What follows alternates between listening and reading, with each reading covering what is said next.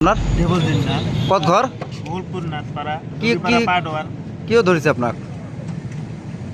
মানে এমনি অলপমান মই দোকান কৰিছিল তো গোলামাল ইয়াতে মানে অবৈধ বস্তু অলপ পাইছে। কি বস্তু? ভাং পাইছে। গাঞ্জা? কি বস্তু? কত গাঞ্জা? গাঞ্জা নহয়, ভাং। কিমান কেজি? এইটো কিমান পালে মানে ৱেটটো তেওঁলোকে জুখি কিনে তথাপিও কিমান পালে? 10-13 কেজি? 10 কেজিৰ অলপমান আছে মুঠতে। কিমান দিনৰ পৰা এই ব্যৱসায়টো কৰে?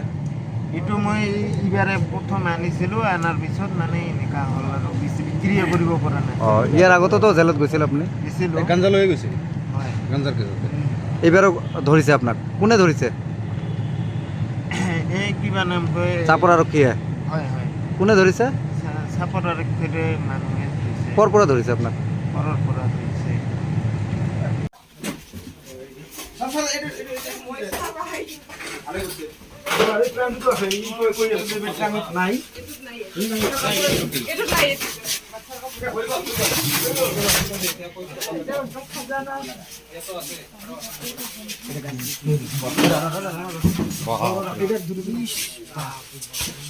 বস্তায় বস্তা